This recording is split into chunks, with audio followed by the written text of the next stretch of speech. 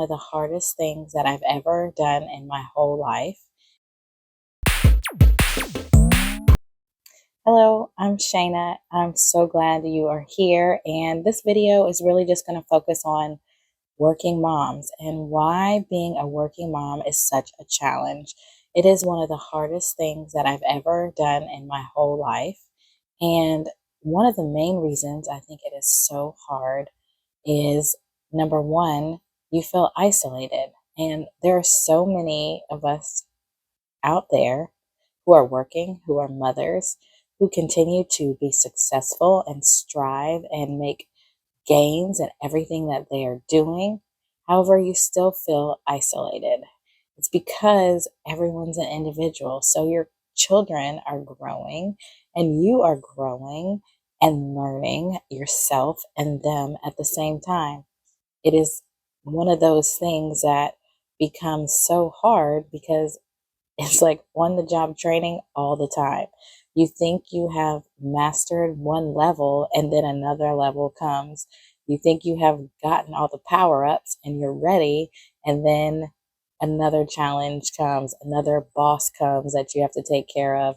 So it's major. So when we're out there and we are making things work and we are helping to keep our kids safe and healthy and helping support them and everything that they do, you're winning. And I'm just here to encourage you because I've been in that place where I've been like, come on, kids, I need you to do this, but I can't care about your grades and your school and what you need to do more than you do. That is one of the most frustrating things when you are trying to get your kids to understand these things that you are doing now is so important for your future. Like, you have to sell them on, yes, it's fun to hang out with your friends. Yes, I want you to have a good time.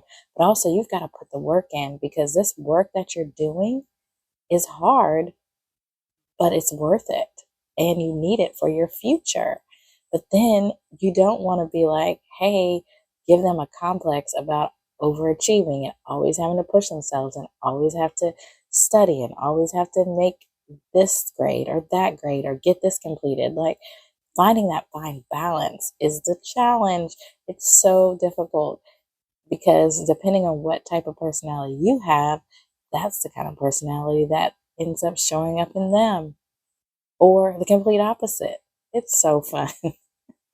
And then on top of that, being a mom, you also have your spouse, which is a whole nother part of who you are and how you have to interact and come to a consensus and just finding that balance of how you want to raise your children together and that trade off because your backgrounds may be totally different. When I think about my husband and myself, I'm an only child. So I grew up with my parents and that was it. So I had friends that were in the neighborhood that I hung out with. They had siblings, but I didn't. So when I went home, it was my mom and my dad and me. And that was it. Now my husband, he is the youngest of three. And I lived in a more metropolitan area. He grew up in the country and he also grew up as a pastor's kid. So that's a whole nother thing. He was the youngest of three and he was also a pastor's kid. So there's that as well.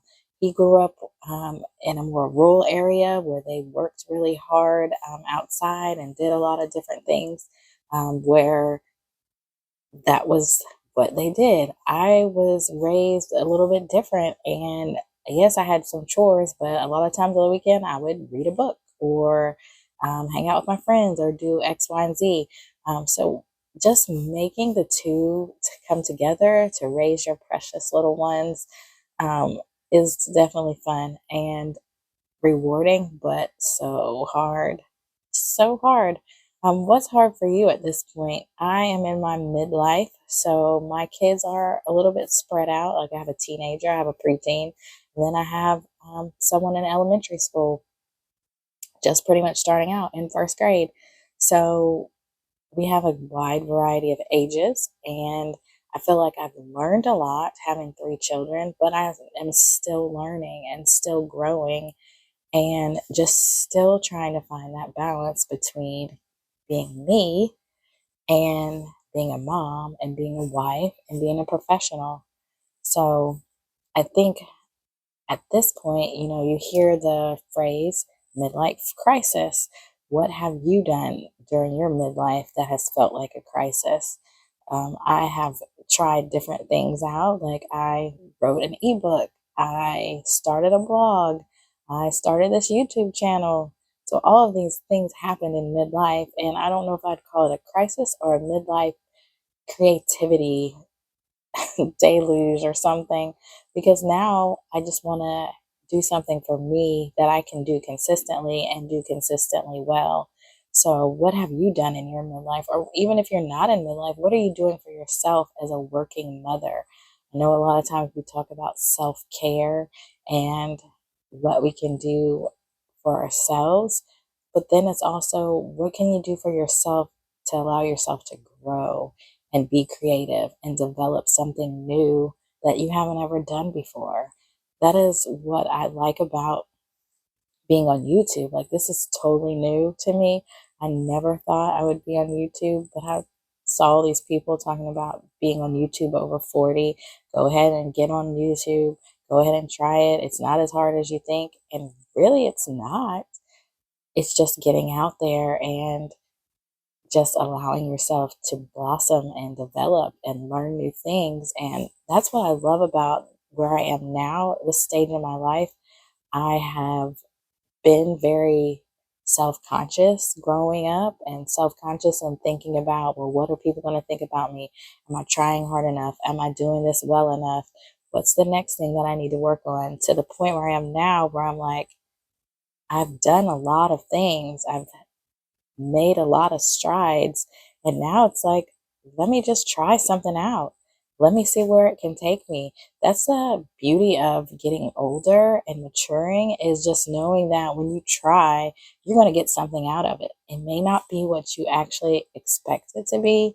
It may not even develop into anything huge, but it's something that you can actually see and see the changing of yourself in. It's a beautiful thing. That's life. So, welcome to it and enjoy.